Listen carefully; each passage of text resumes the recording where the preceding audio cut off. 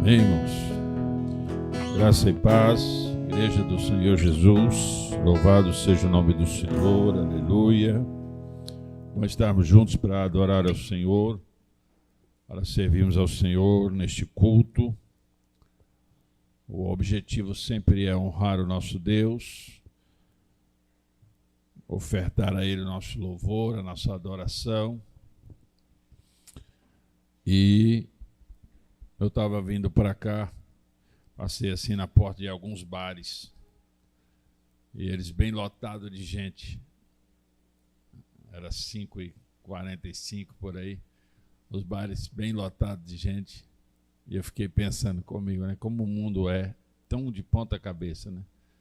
As pessoas, elas têm prazer de ir para a mesa de bar e ficar tomando cerveja e falando potoca, e tem uma dificuldade de vir para a casa do Senhor. Os cristãos precisam tomar consciência de que nós estamos num projeto que é muito superior à nossa vida, irmãos. É muito além da nossa vida. Há uma guerra espiritual, há uma batalha espiritual.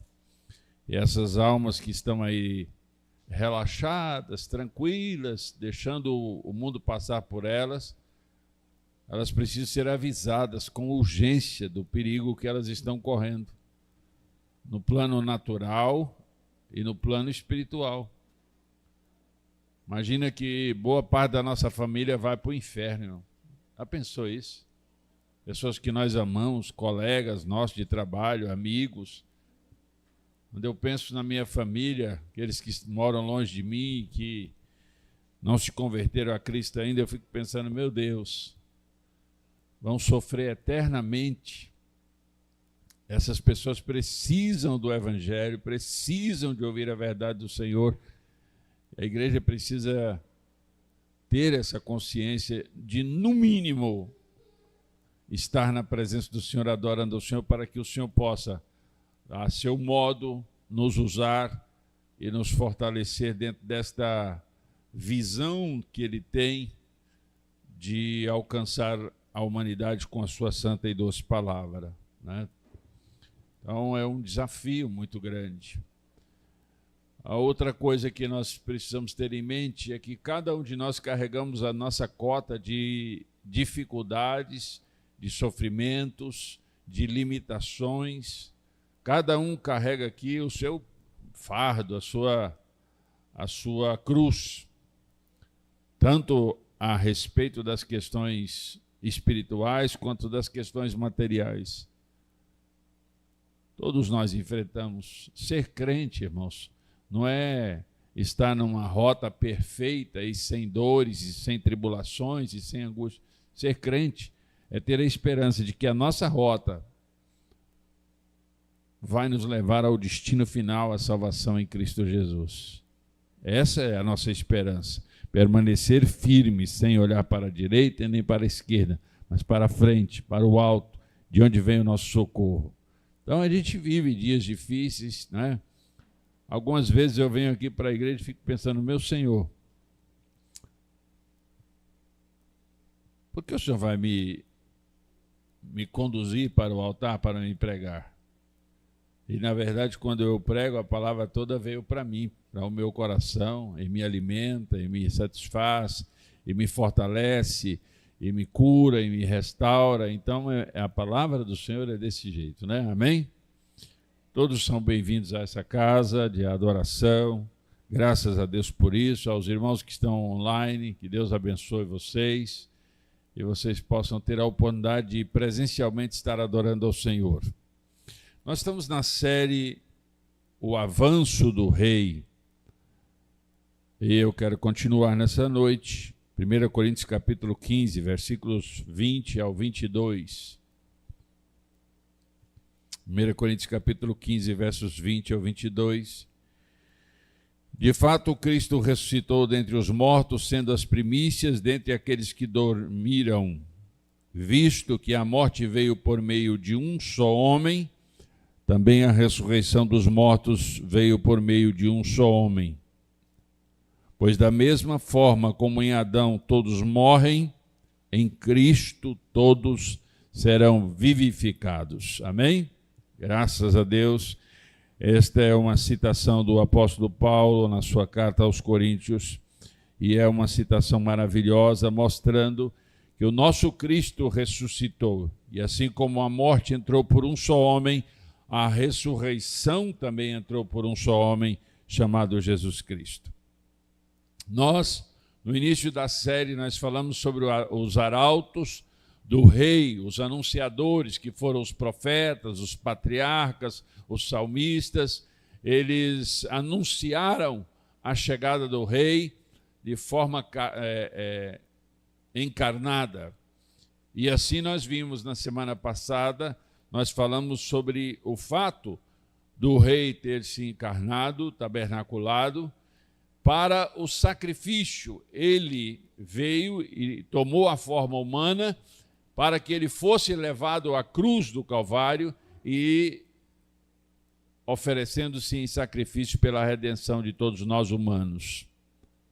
E isso é incontestável pela santa e bendita palavra do Senhor e pela fundação da igreja que propaga o seu evangelho. E hoje, neste episódio de hoje, nós vamos falar sobre a ressurreição e a glorificação, sem as quais seria um prejuízo inaceitável, irmãos. Se tivesse acontecido só a morte de Jesus e não a ressurreição, nem a glorificação, seria um prejuízo inaceitável. Então, todo o projeto de Deus, o avanço do rei, está tudo muito bem elaborado. É o plano divino através dos séculos. Deus estabeleceu metas, Deus estabeleceu propósitos, Ele estabeleceu tempo e hora para que todas as coisas pudessem vir a acontecer dentro daquilo que Ele já programou desde a fundação dos séculos, no seu propósito e na sua direção para resgate da humanidade. Então, é importante nós falarmos sobre o nascimento do Senhor Jesus, é importante nós falarmos sobre a vida terrena de Jesus, é importante nós falarmos sobre a crucificação de Jesus, sim, claro. É a constatação de que o Verbo se fez carne e habitou entre nós. Mas não seria completo, não seria minimamente razoável. Na verdade, é inaceitável pregarmos sobre a morte do Senhor e não pregarmos sobre a ressurreição e sobre a glorificação do nosso Senhor Jesus. Então, precisamos olhar para a palavra de Deus, precisamos estudar a palavra de Deus, precisamos reconhecer na palavra de Deus e subtrair da palavra de Deus dados muito poderosos para fortalecer a nossa alma, para fortalecer o nosso espírito. Esses dados que a palavra de Deus possui, essas informações tão importantes da palavra do Senhor, elas existem para nos doutrinar, para nos ensinar, para nos encaminhar numa rota, numa direção, mas também para fortalecer a nossa alma diante de tantas informações virulentas, estranhas e destrutivas que o mundo carrega.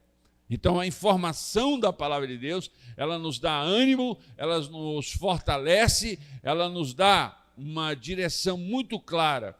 E com isso nós conseguimos caminhar um dia após outro, né? Então, quando olhamos para a palavra de Deus, nós podemos achar na palavra de Deus este avanço do rei através da ressurreição e através da sua glorificação. Cada passo do rei em direção com o seu séquito, com os seus súditos, né? O rei caminhando em nossa direção, com o seu plano, com o seu projeto muito bem elaborado, como objetivo principal, a recondução do homem ao seu lugar de origem, a presença de Deus. Este é o objetivo do plano poderoso de Deus, né? E aí a gente olha para a Bíblia e quais são as evidências da ressurreição? Ora, a própria palavra de Deus é contundente. as declarações da palavra de Deus, existem vários fatos, inclusive no Antigo Testamento, que apontam para a ressurreição e para a glorificação de nosso Senhor e Salvador Jesus Cristo. O Novo Testamento está recheado de citações dos apóstolos, dos escritores do Novo Testamento, a respeito da ressurreição e a respeito da glorificação do nosso Senhor. E quando nós olhamos para estas informações que estão no Novo Testamento, algumas coisas podem clarear a nossa mente. Entre elas, quando nós assistimos a algum evento, um casamento, uma batida de automóvel, e somos testemunhas oculares. Então, se todos nós que estamos aqui presenciarmos um casamento e formos questionados individualmente por este casamento, cada um vai dar a sua opinião e a sua visão a respeito do casamento. Uns vão focar mais na noiva, outros no noivo, outros na decoração, outros na palavra do pastor e assim por diante.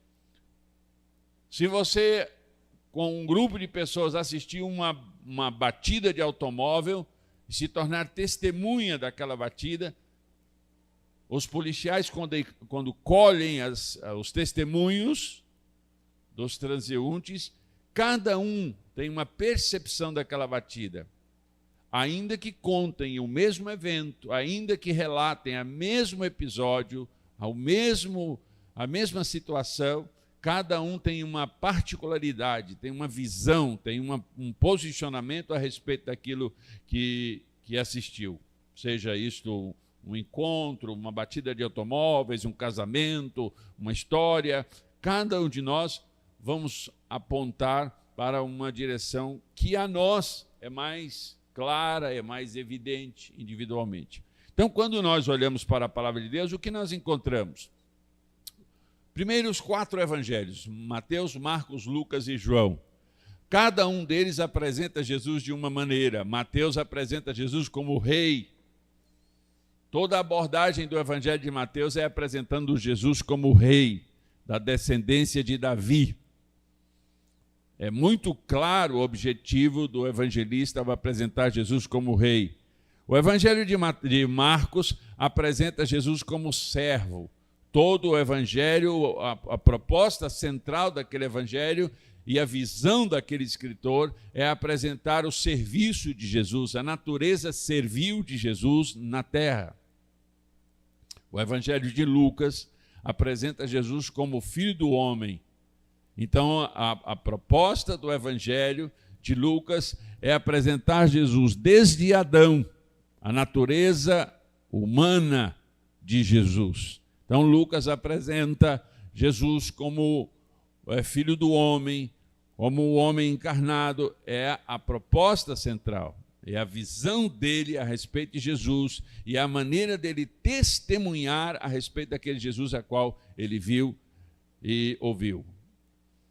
O evangelho de João, o evangelho segundo escreveu João, apresenta Jesus como filho de Deus. Todo o evangelho, a temática central do evangelho de João é apresentando Jesus como filho de Deus.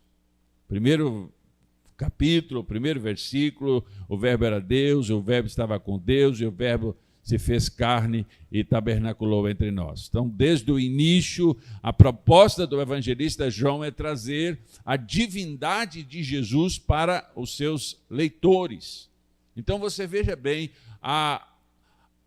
existem os 3 primeiros evangelhos, são chamados de evangelhos sinóticos, e eles comungam praticamente todas as informações. E o evangelho de João ele já difere bastante em alguns aspectos. Mas é importante a gente observar que todas essas variações, elas apresentam fatos únicos.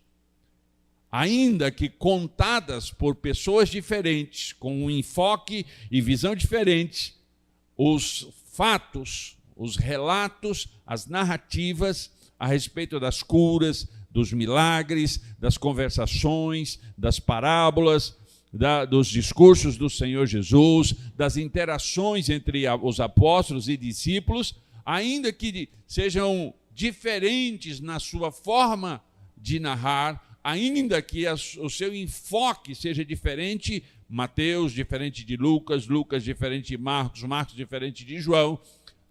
Todos eles têm a mesma história. Eles apresentam os mesmos fatos. Só por estas observações a gente percebe, porque a Bíblia, ela poderia ter sido mudada, poderia ter sido corrigida nessas diferenças, mas não foi. Então, isso é um ponto muito importante para a verificação dessas evidências e desses fatos gloriosos. Outra coisa importante que a gente percebe na palavra do Senhor a respeito da ressurreição, sobretudo, é que as primeiras pessoas que foram ao sepulcro foram as mulheres.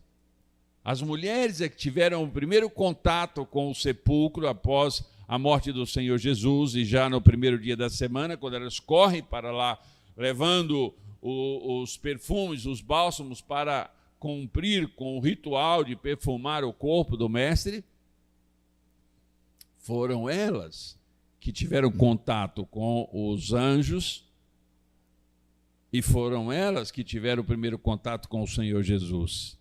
Narrativa estranha. Por quê? Naquela época, as mulheres não tinham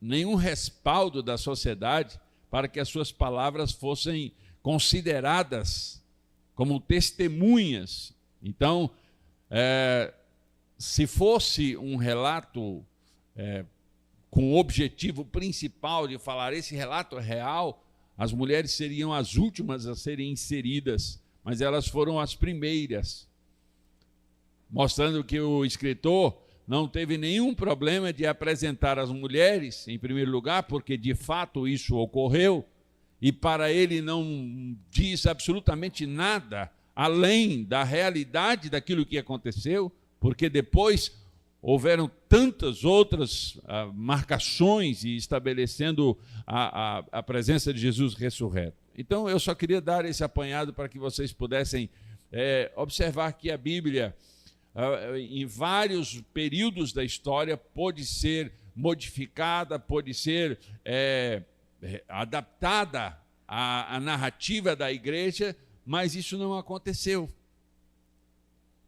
Ela preservou porque quem é o autor da Bíblia é Deus e não os homens, ainda que os homens escreveram, mas o autor da Bíblia é Deus. Então ele preservou, a despeito de todas as ideias malucas dos homens, ele preservou a integridade da palavra em todos esses séculos, em todos esses milênios. Então isso é gratificante olhar para a Bíblia e ver que essas variações e essas diferenças, elas não atrapalham, pelo contrário, ela torna verossímil a narrativa. É crédulo, por causa, justamente quando nós fazemos essa leitura e essas observações da palavra do Senhor. Então é importante que a gente guarde isso na nossa mente.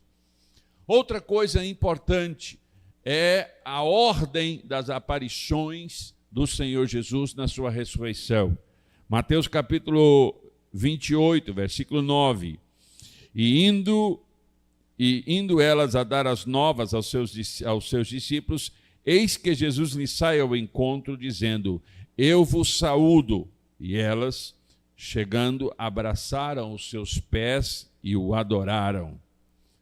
Isso no capítulo 28, versículo 9. Se você ler até o versículo 20, você vai achar esta narrativa ligada a outros discípulos também. Essas informações chegam a outros discípulos até o versículo 20. A sequência está em Marcos capítulo 16, versículo 9 ao 10. Marcos 16, versículo 9 ao 10.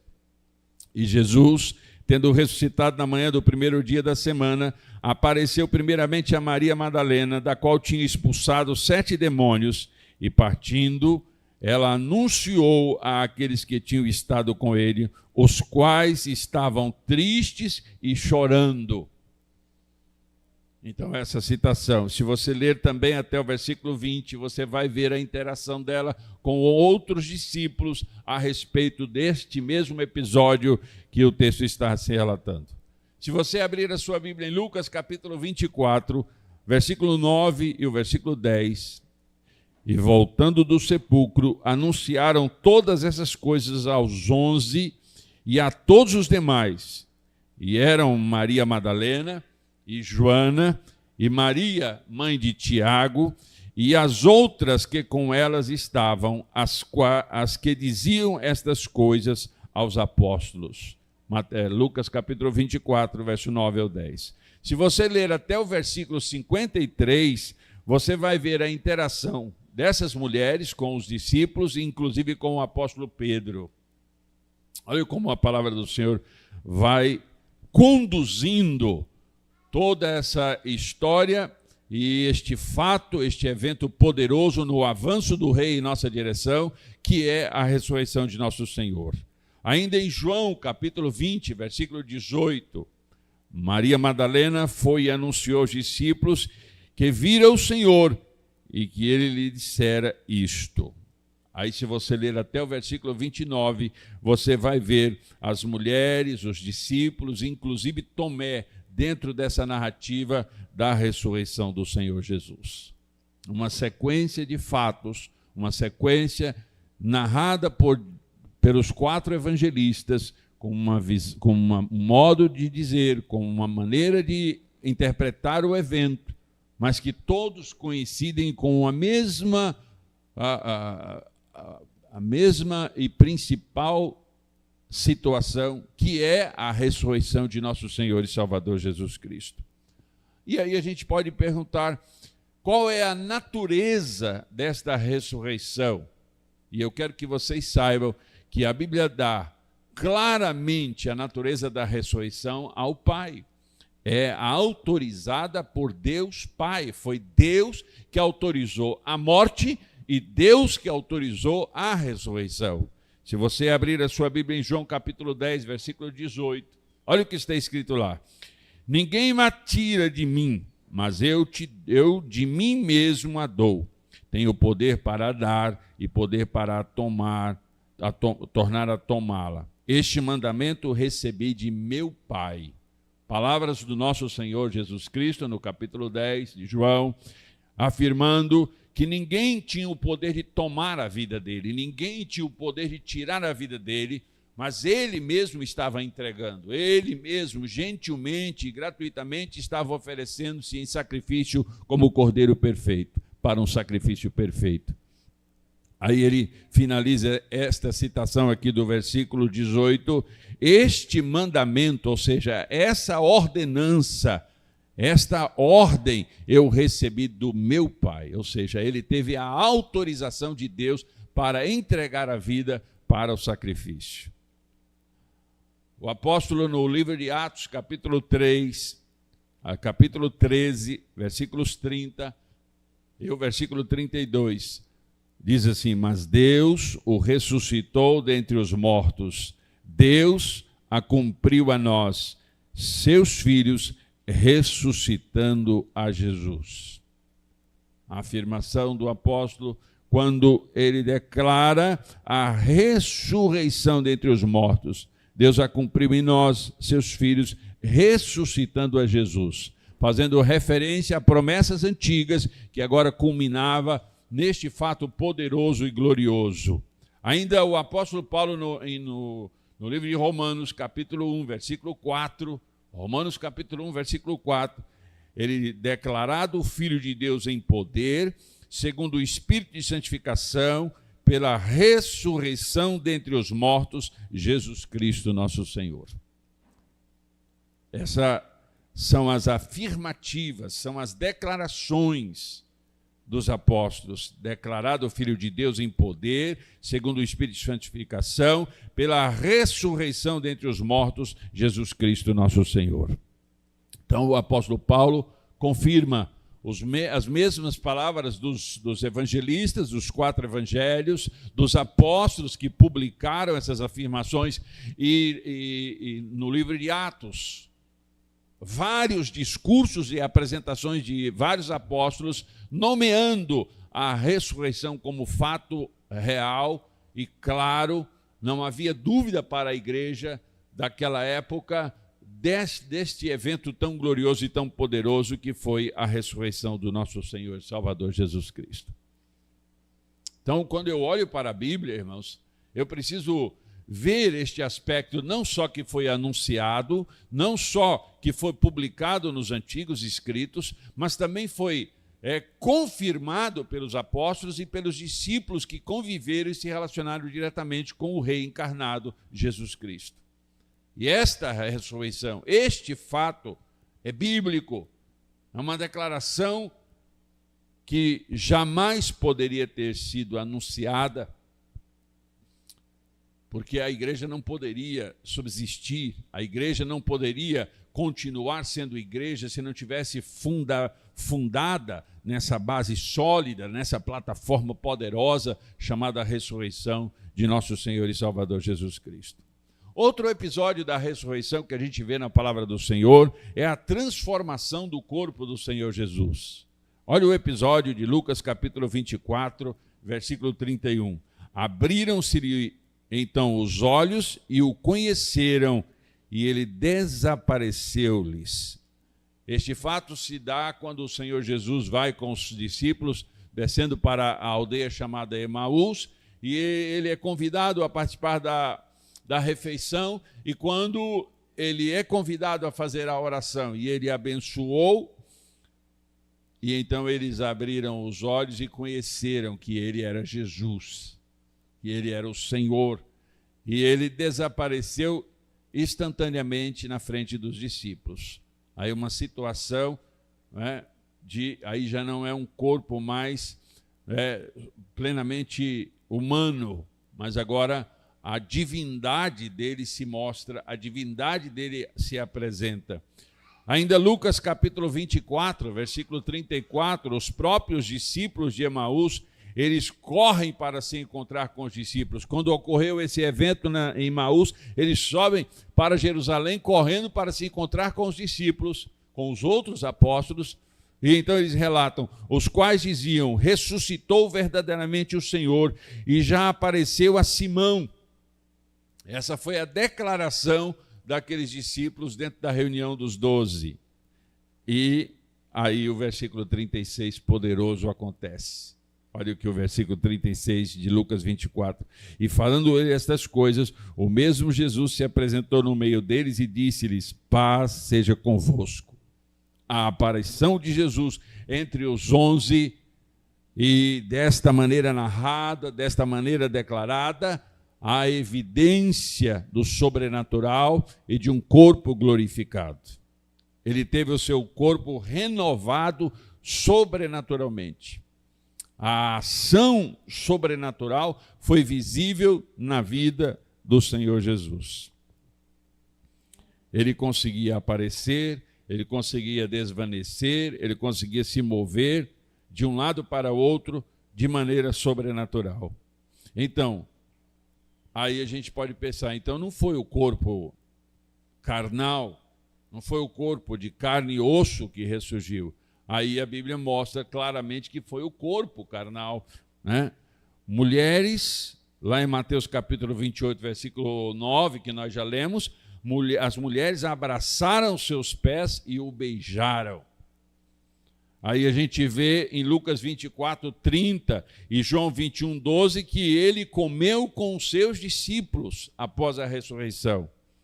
Depois nós vemos em João 20, versículo 27 ao 28, o próprio Tomé, numa conversação que o Senhor estava sanando as dúvidas, a incredulidade de Tomé, o próprio Tomé toca nas marcas que Jesus carregava da sua crucificação, denunciando assim o caráter carnal, físico, que Jesus estava diante dos seus discípulos. Então, são essas afirmações, irmãos, que precisamos catalogar, que precisamos abraçá-las para fortalecer a nossa vida espiritual. Porque nós estamos vivendo num século, nós estamos vivendo num mundo em que querem tirar a doutrina bíblica de dentro do nosso coração.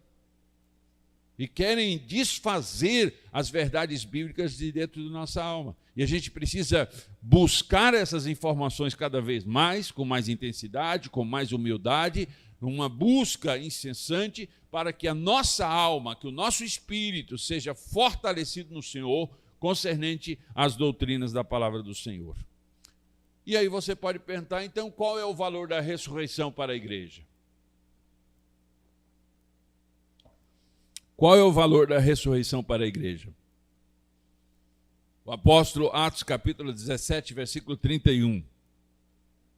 Porquanto tem determinado um dia em que com justiça há de julgar o mundo por meio do homem que destinou. E disso deu certeza a todos, ressuscitando-o dentre os mortos. Atos 17, 31. Aí o apóstolo Paulo, na sua carta aos Coríntios, capítulo 15, versículo 3, e os versículos 13, versículos 14. Cristo morreu por nossos pecados, segundo as Escrituras. E se não há ressurreição de mortos, também Cristo não ressuscitou. E se Cristo não ressuscitou, logo é vã a nossa pregação e também é vã a nossa fé.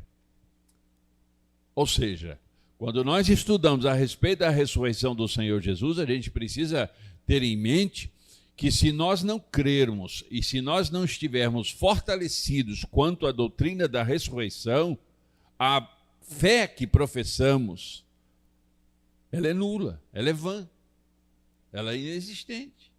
Então, nós precisamos da confirmação doutrinária, das declarações poderosas da Bíblia a respeito da ressurreição do Senhor Jesus, porque sem essas declarações, sem essas confirmações, a nossa fé é vã. O próprio apóstolo Paulo dizendo, e se Cristo não ressuscitou, logo é vã a nossa pregação e também é vã a nossa fé. Ainda,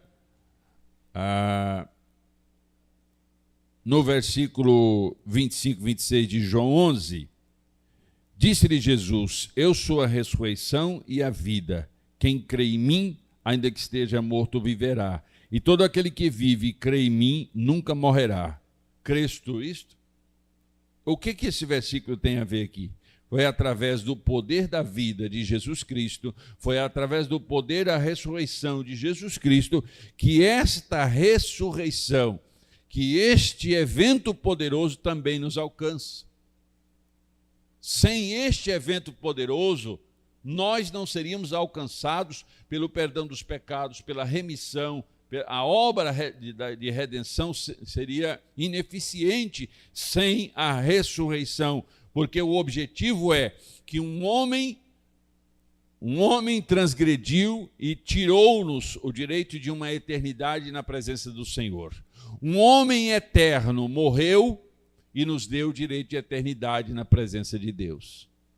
Mas se ele tivesse só morrido, então o efeito da sua morte, o poder que ele declarava seria insuficiente. Mas quando ele ressurge, mostrando que nem a morte pode segurá-lo, então essa nos dá a garantia de nós sermos alcançados pelas suas boas notícias, pelas suas palavras em nossa direção. A partir daí, eu tenho convicção de que este Senhor que morreu e ressuscitou é o mesmo que me dá a condição de ressurreição e vida eterna. Paulo, escrevendo aos Romanos no capítulo 6, versículo 5, ele diz, porque se fomos plantados juntamente com ele na semelhança da sua morte, também o seremos na sua ressurreição. Olha que coisa maravilhosa, o apóstolo Paulo confirmando, se fomos plantados juntamente com ele na semelhança da sua morte, também o seremos da sua ressurreição. Paulo ainda escreve aos Efésios, capítulo 1, versículo 19 e 20. E qual a sobreexcelente grandeza do seu poder sobre nós, os que cremos, segundo a operação da força do seu poder, que manifestou em Cristo, ressuscitando-o dentre os mortos e pondo à sua direita nos céus. Então, o que o apóstolo Paulo está apresentando aqui? A sua grandiosidade, a sua excelente grandeza, o seu poder, no qual cremos e no qual nos dá direito de vivermos a operação toda, o projeto todo, o avanço todo do reino na nossa direção, com o objetivo de nos salvar, com o objetivo de nos resgatar. Então, este Senhor este apóstolo está declarando que manifestou em Cristo, ressuscitando-o dentre os mortos e pondo-o à direita dele nos céus.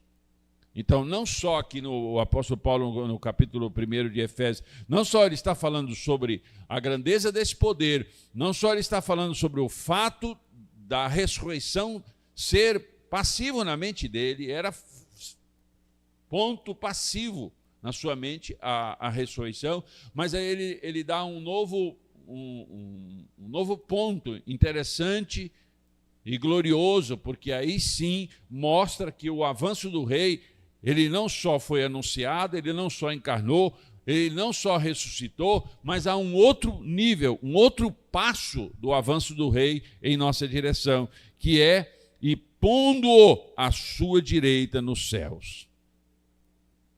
Agora nós já o estamos vendo nos céus.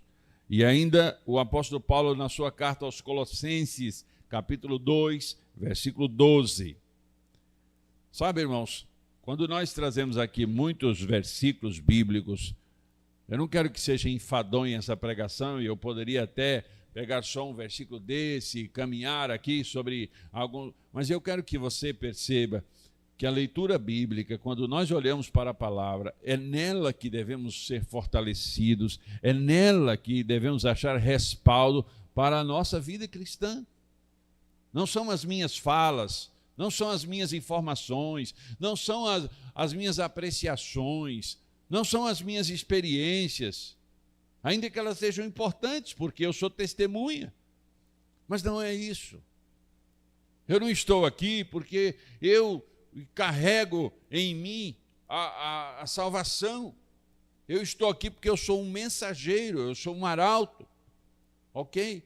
Mas eu preciso olhar para a Bíblia e nela me debruçar, e nela me descansar, porque ela me respalda, ela me garante, ela me solidifica dentro de uma doutrina cristã muito poderosa, que é não só a ressurreição, mas também o lugar dele de destaque nos céus à direita de Deus. Colossenses capítulo 2, versículo 12, sepultados com ele no batismo, daí a importância do batismo, né? E os que não são batizados precisam se batizar, porque é uma ordenança do Senhor Jesus, que sejam batizados em nome do Pai, do Filho e do Espírito Santo. Esta é uma afirmação do próprio Senhor Jesus. Sepultados com ele no batismo, nele também ressuscitastes pela fé no poder de Deus, que o ressuscitou dentre os mortos. Ou seja, nós somos sepultados com ele no batismo, assim como ele também foi batizado. Nós somos sepultados. O batismo é uma morte da nossa natureza terrena e por conta da ressurreição desse Senhor, nós também fomos ressuscitados com ele para a glória do seu nome. Amém, irmãos? Qual é o valor dessa ressurreição? O apóstolo, lá no livro de Atos, capítulo 2, versículo 24, e também em 1 Coríntios, capítulo 15, versículo 54 ao 55, fala através da declaração da vitória sobre a morte, a ressurreição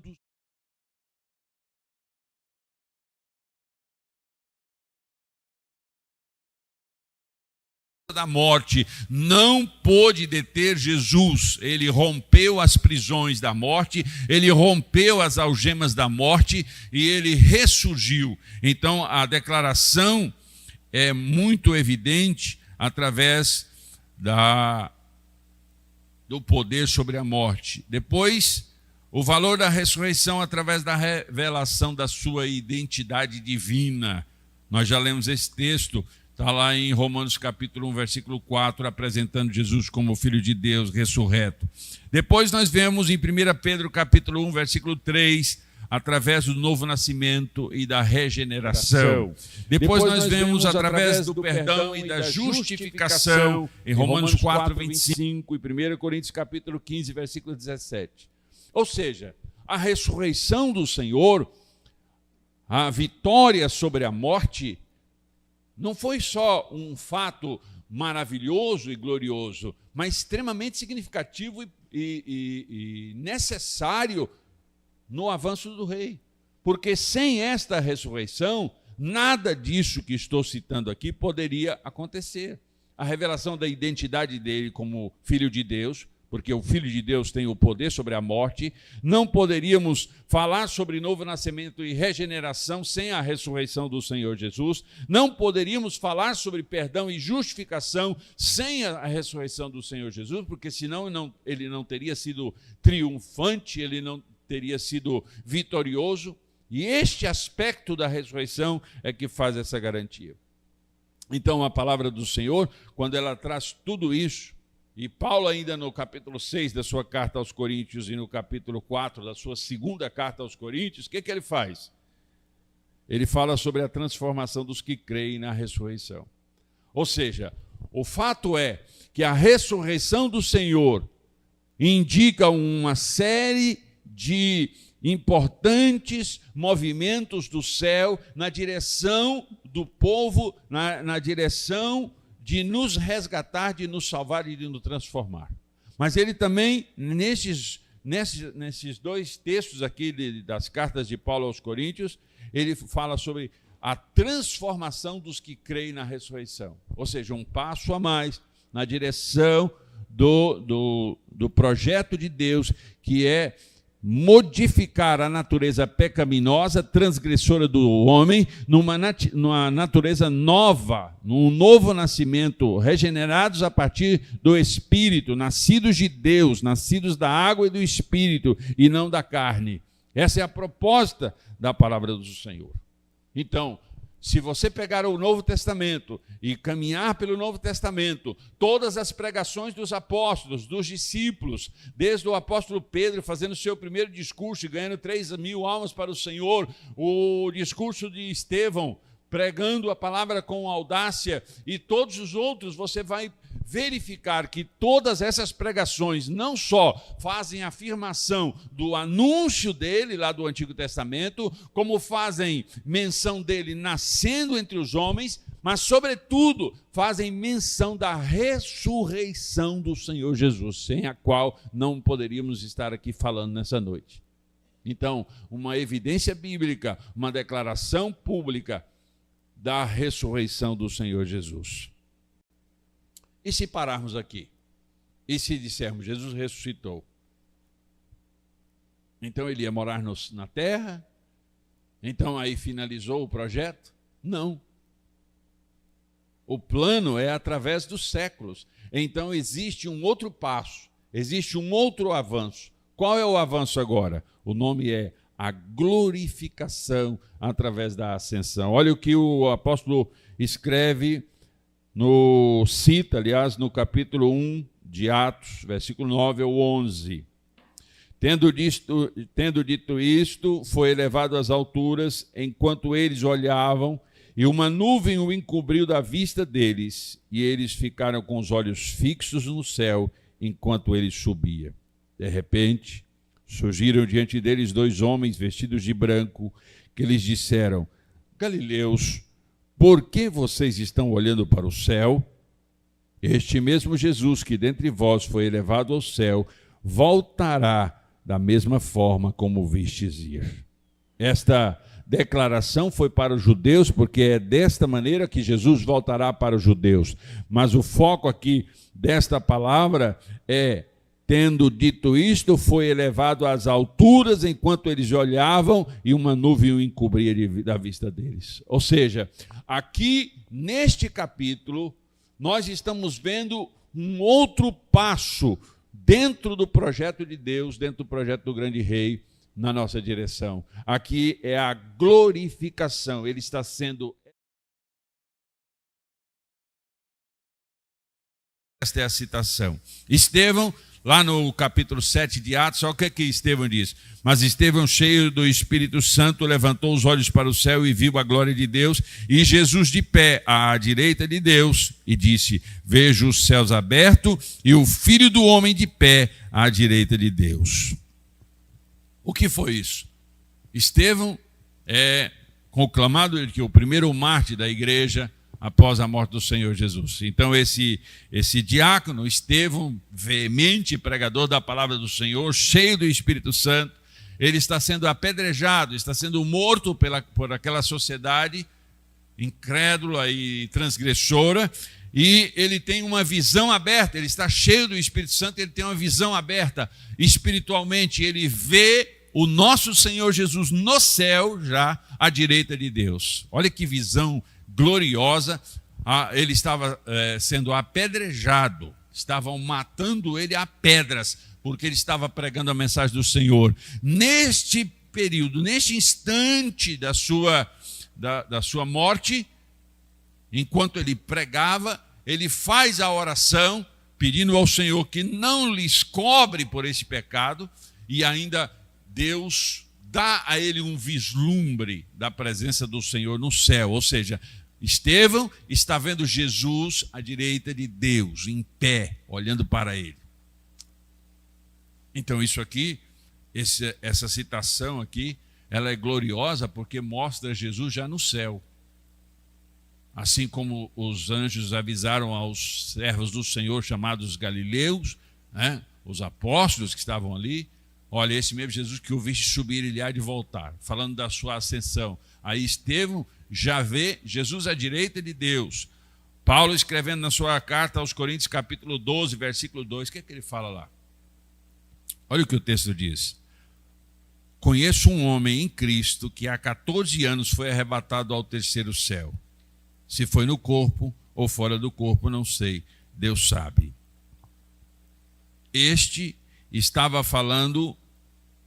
Paulo estava falando a respeito dele mesmo e do que ele presenciou e do importante movimento espiritual dele na direção dos céus, confirmando a palavra dos outros servos do Senhor. Mateus capítulo 28, versículo 18 diz assim: é-me dado todo o poder no céu e na terra. Ele assenta à direita de Deus e ele então agora tem um lugar seu de autoridade, ele tem agora o seu lugar de governo, ele tem agora o seu lugar de poder. É esta a citação de Mateus capítulo 28, versículo 18. Que manifestou em Cristo, ressuscitando-o dentre os mortos e pondo-o à sua direita nos céus, acima de todo o principado e poder e potestade e domínio e todo nome que se nomeia, não só neste século, mas também no vindouro. Esta é uma afirmação do apóstolo Paulo aos irmãos de Éfeso e, evidentemente, a nós desse século. Então ele está dizendo que Cristo não só manifestou em Cristo, ressuscitando-o dentre os mortos e pondo à sua direita nos céus, acima de todo principado, de todo poder, de toda potestade, de domínio e de todo nome que se nomeia, não só nesse século, mas também no vindouro. O apóstolo Pedro, na sua carta, no capítulo 3, versículo 22, ele diz: o qual está à destra de Deus, tendo subido no céu e havendo-lhe sujeitado os anjos e autoridades e as potências.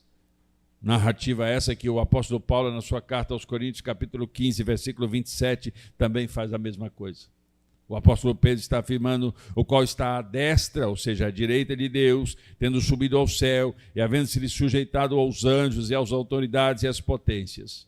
Nós estamos vendo aqui, nestes textos que eu estou lendo, declarações muito poderosas a respeito da presença do Senhor Jesus no céu. Eu quero que você preste atenção no que eu vou dizer agora, irmãos. A ressurreição em carne e osso do Senhor aconteceu. É um fato bíblico. É uma declaração bíblica a qual eu tenho plena convicção e eu abraço ela totalmente. Nossa esperança na ressurreição, a ressurreição de Jesus em carne e osso, é a garantia de que nós ressuscitaremos no último dia também. Essa ressurreição de Jesus, ela é a declaração dos céus de que nós também seremos ressuscitados no último dia. Nós precisamos manter os nossos olhos, precisamos manter a nossa alma, o nosso espírito focado nessas garantias apresentadas pela palavra. Então, quando eu venho aqui e trago um monte de citações bíblicas para você, eu estou querendo que a sua alma, eu estou querendo que o seu espírito transite, caminhe, trafegue pelas páginas da Bíblia, para que sua alma, seu espírito sejam fortalecidos pela mensagem da Bíblia. E que você não se desvaneça essas garantias apresentadas, garantias de ressurreição e garantias de ascensão. Aí a ascensão se dá pouca atenção a ela. A gente sempre fala sobre a morte, muito sobre a morte, muito, até falamos bastante sobre a ressurreição também, mas esquecemos de falar sobre a ascensão. E a ascensão é muito importante, porque sem ela, irmãos, a obra da cruz seria ineficiente. Sem a ascensão, nós não poderíamos ver o avanço do rei. Esse avanço do rei seria interceptado. Então, quando nós olhamos para a palavra do Senhor, precisamos também focar na ascensão, porque ela tem um significado imenso. Ela é, de fato, um grande avanço do rei em direção à redenção da humanidade. Não, se você não a considerar, você está tornando o projeto inábito e ineficiente. Você precisa considerar a ascensão, a glorificação do nosso Senhor Jesus Cristo. A ressurreição do Senhor restabelece uma base sólida para os discípulos. Eles ficam alegres. Por quê? Quando eles ficaram sabendo da morte do Senhor Jesus, eles viram Jesus ser morto e depois sepultado, há um constrangimento, há uma angústia, há uma aflição, há uma tristeza muito poderosa na alma deles, porque o Senhor deles, que eles tinham tanta expectativa e tanta esperança, está morto. Então acabou para eles. Tanto é que alguns discípulos foram pescar de novo. A vida parece que foi um sonho e acabou tudo. Mas, de repente, no terceiro dia, aquele mestre que tinha ressuscitado Lázaro, que tinha ressuscitado o filho da viúva de Naim, e que eles não se lembravam desses poderes tão magníficos, esse Senhor estava sepultado. Mas no terceiro dia, para confirmar o anúncio no Antigo Testamento e confirmar as próprias palavras do Senhor Jesus durante o seu ministério, ele ressuscita. Então, quando os discípulos, boquiabertos, espantados, eles percebem que Jesus é ressurreto, que Jesus está vivo, que Jesus ressuscitou, que ele venceu a morte, então eles ficam maravilhados com isso. E quando eles ficam maravilhados com isso, o que faz? A alma deles se regozijam, porque aí sim é a confirmação de que eles estão diante do Messias prometido e que as garantias dadas pela palavra do Senhor lá nos escritos antigos se confirmam pela evidência da sua ressurreição. Então motivou eles, alegrou eles, acelerou o passo ministerial deles. Eles ficaram fortalecidos quando eles viram, espera aí, o nosso Senhor morreu, mataram, mas ele venceu a morte. Que coisa gloriosa. Então eles se alegraram. Aí Jesus sobe. Então chega os anjos do Senhor e diz, por que vocês estão tristes? Calma lá, poxa. Isso aqui faz parte do projeto. Ele está indo, mas ele vai voltar. Então os apóstolos se alegraram novamente. Porque eles reconheceram que a morte ocorreu, então a tristeza surgiu, mas aí a ressurreição veio e a alegria apareceu junto, e a confiança plena no exercício do ministério do Senhor Jesus. Agora, poucos dias depois, 40 dias depois da ressurreição, Jesus é ascendido ao céu. Ocorre a ascensão do Senhor. Então, aquele sentimento de vazio, de solidão, visita os seus corações novamente, mas aí vem a promessa.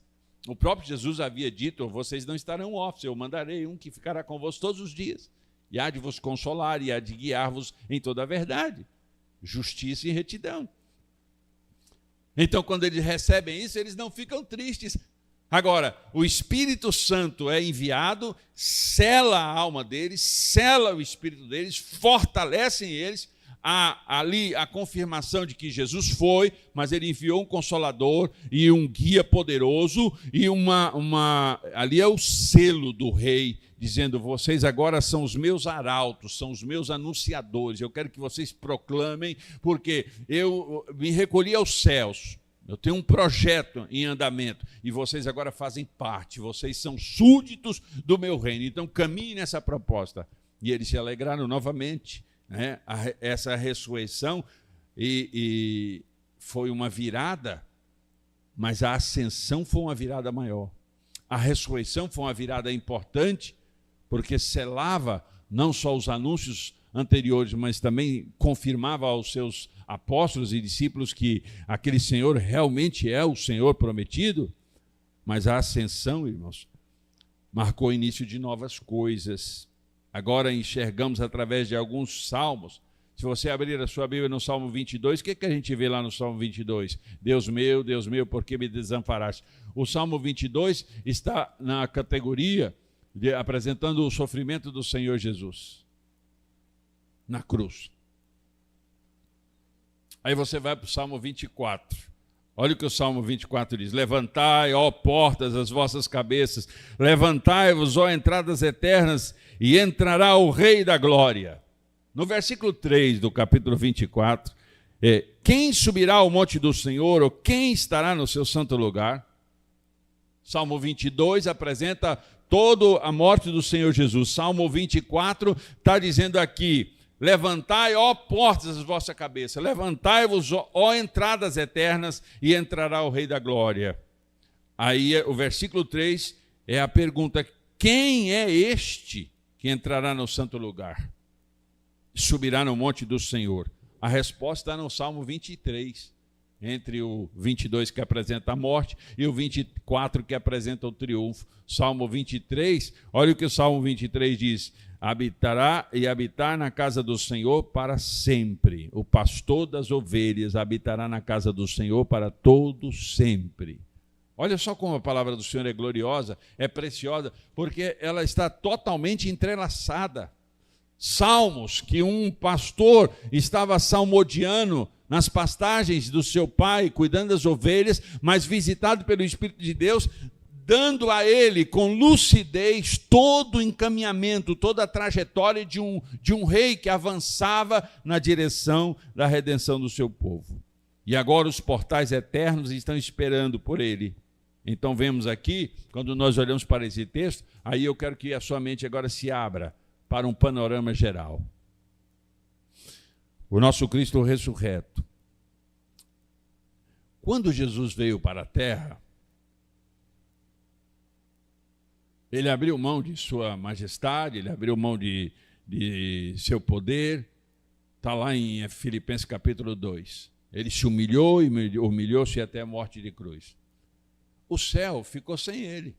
Os anjos, todas as classes de anjo, todos os habitantes dos céus ficaram sem ele, porque ele estava num avanço, num projeto. Então, nesta hora do Salmo 24, quando é anunciado aos portais eternos, às entradas eternas, falando quem entrará, o Rei da Glória. Então a gente vê aqui, irmãos, que num determinado período o céu ficou em silêncio, houve um suspense.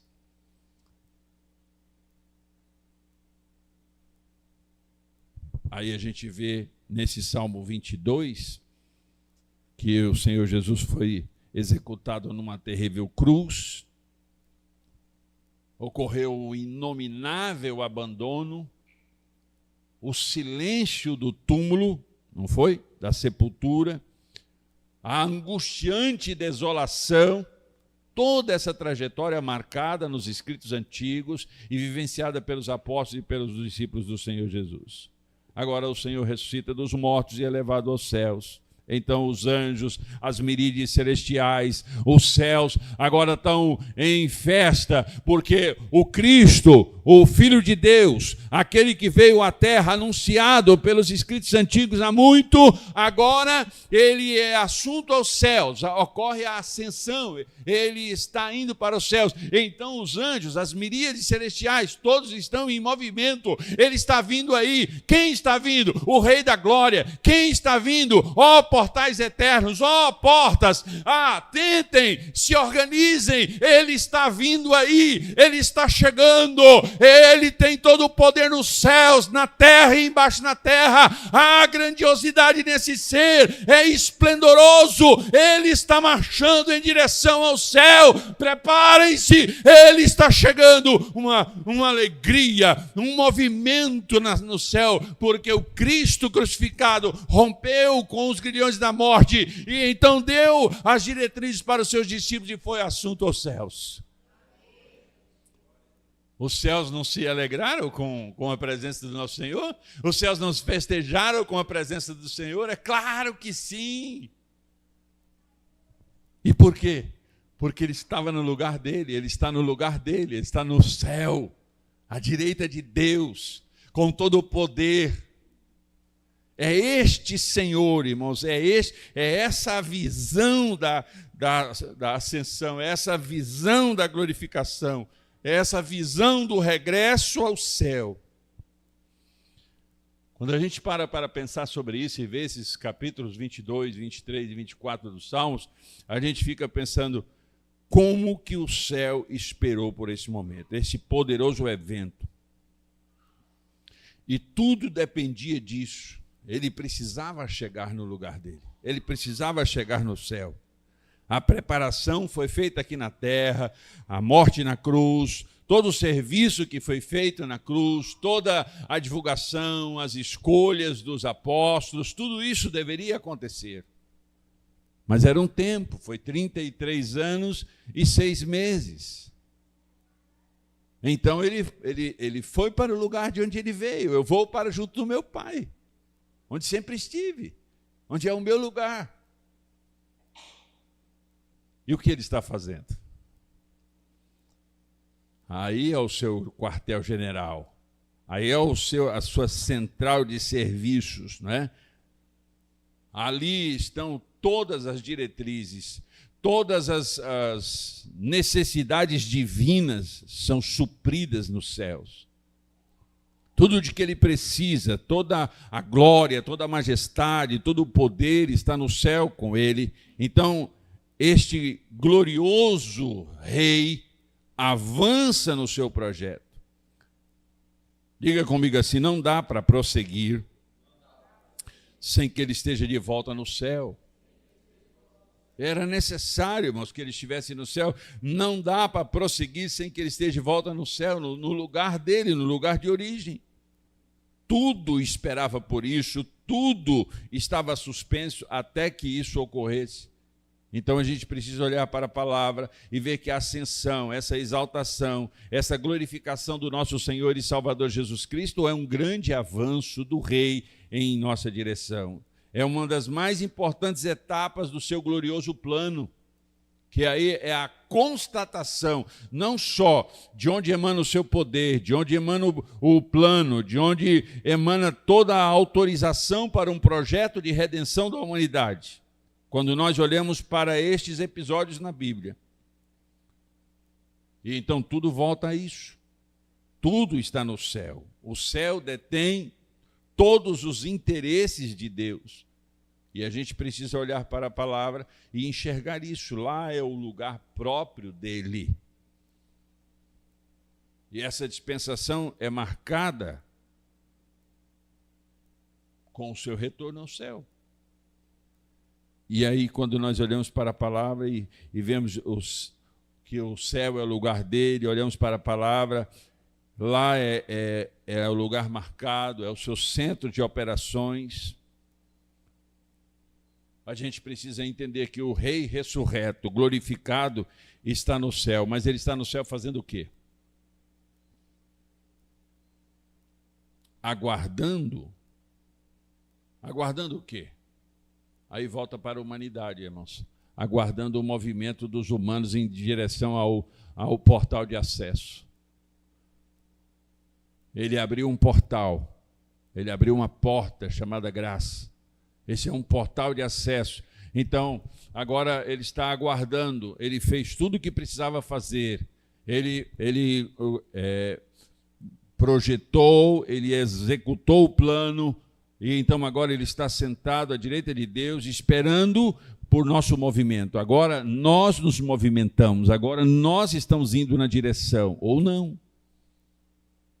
Então, a glorificação do Senhor, o Cristo ressurreto e a ascensão do Senhor aos céus, esse período é chamado de período da graça, período do favor imerecido. Agora, nesse período, nós estamos e nós precisamos caminhar nesta direção. Ele está aguardando que acessemos o portal. Porque se isso não acontecer, irmãos, então nós nos perderemos definitivamente para todo sempre. E sabe de uma coisa? Não importa se existe o inferno ou não. Uma coisa é certa. Se não acessarmos a presença do Senhor, nós sentiremos a maior das desgraças, que é a ausência de Deus para todo sempre. E eu nem vou dizer sobre o inferno, porque só a imagem do inferno já é terrível. O sofrimento eterno. Então, eu nem vou pensar sobre isso. Porque o ponto maior é a ausência de Deus. E é para sempre. A ausência de Deus na vida humana. Agora, nós só somos plenos na presença dEle. Nós só somos alegres plenamente com Ele, através dEle. Então, Ele está no céu esperando. Ele chamou, Ele deu todos os passos na nossa direção. Ele nos favoreceu com todo o seu plano de redenção. Agora Ele aguarda. Por isso também Deus o exaltou sobremaneira e lhe deu um nome que é sobre todo nome, para que ao nome de Jesus se dobre todo o joelho dos que estão nos céus e na terra e debaixo da terra, e toda língua confesse que Jesus Cristo é o Senhor, para a glória do Deus Pai. Paulo escreve isso na sua carta aos Filipenses, capítulo 2, versículo 9 ao 11. Ele é o Rei. E aqui está dizendo que todos, no céu, na terra e debaixo da terra, hão de se curvar diante dele e hão de se curvar diante do seu nome e de seu poder. É o Rei de toda a terra, é o Rei de todo o universo, é o soberano de todos. Mesmo que não creia, mesmo que não aceite, mesmo que não caminhe na direção dele, ele continuará pleno, ele continuará poderoso, soberano, majestoso, decidindo o nosso futuro. O que eu preciso fazer quando eu ouço falar sobre a ressurreição do Senhor Jesus e quando eu ouço falar sobre a ascensão de Jesus, isso precisa mexer com os meus brios. Isso precisa me respaldar. Eu preciso pegar essas informações da Bíblia e colocá-las aqui dentro de mim e me fortalecer com essas afirmações e me encher de esperança, de expectativa por dias melhores que não são na terra, mas na futura, na promessa que Ele estabeleceu para nós. Então, irmãos, não se descuide disso. Todo o planejamento do Senhor do Éden até os nossos dias estão exatamente como Ele estabeleceu, a despeito da descrença, das heresias, da manifestação do diabo, do Deus desse século, de todas as conturbações, de todas as blasfêmias, de todas as heresias na face da terra, de todas as religiões, de todos os déspotas, de todos os ditadores, de todos os incrédulos, de todos os ateus, de todos os depravados, de todos os imorais, não importa. A despeito de todas essas facções, de todos esses grupos, a despeito de tudo isso, Ele continua sendo Rei e Ele continua avançando na direção do projeto dEle. Então, a sua ascensão, a sua ressurreição e ascensão, elas precisam ser importantes para a minha alma. O Senhor venceu a morte e só por conta dEle, ter vencido a morte, eu crendo nele posso vencê-la também. E a palavra do Senhor nos dá a garantia que Ele voltará e Ele se encontrará conosco nos ares. Ele virá em nossa direção. Então, o próximo episódio, qual será ele? O rapto. Ou o resgate da noiva, né? A palavra mais acertada, o resgate da noiva. Ele virá.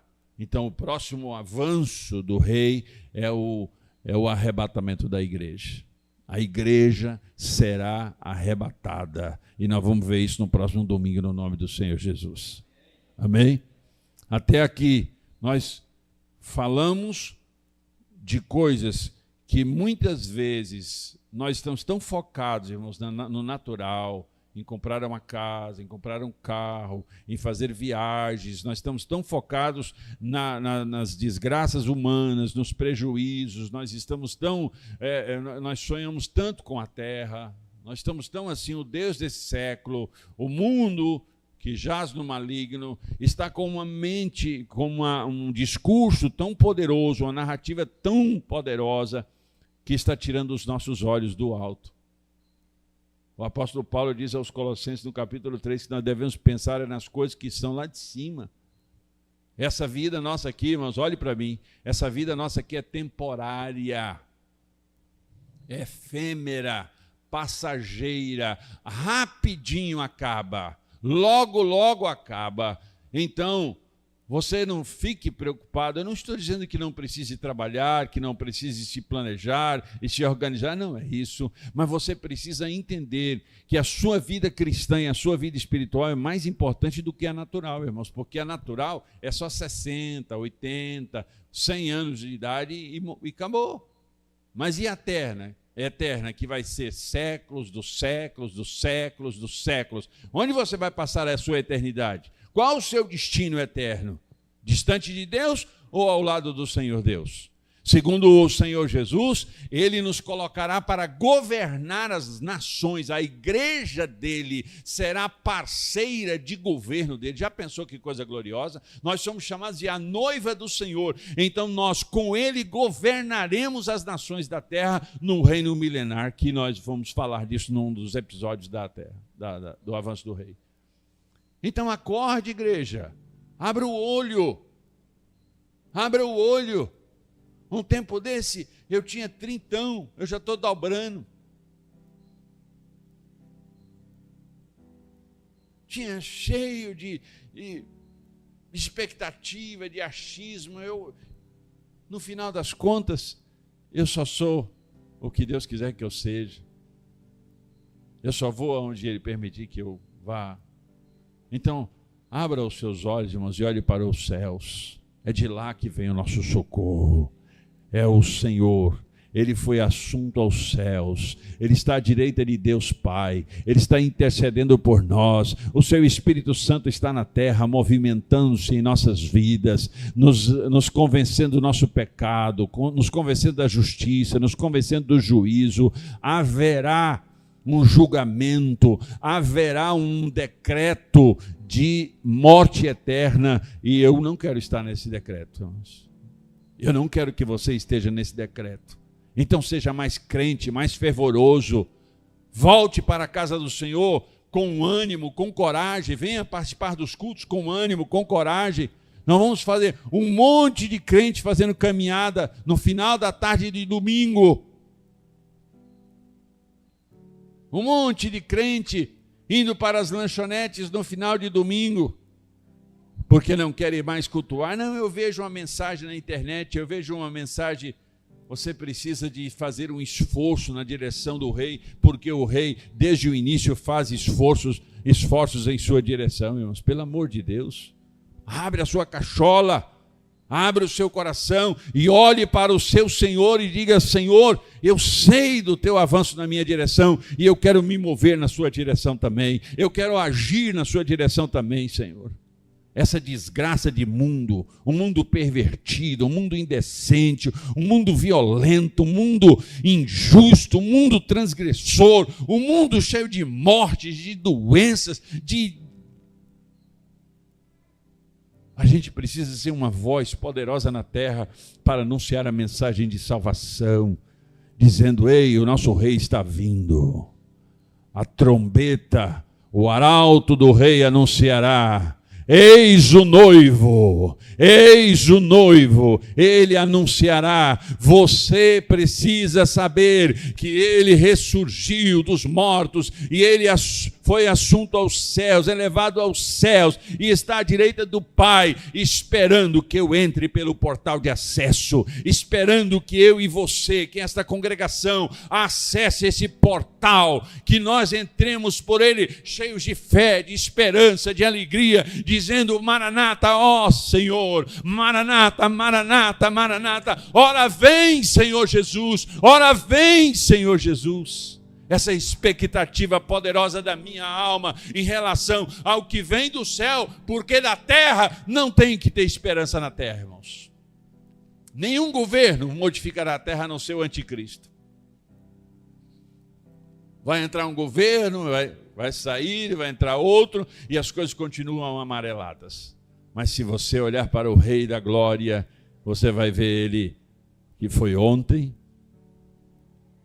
é hoje e o será para sempre. Você pode ficar de pé no nome de Jesus?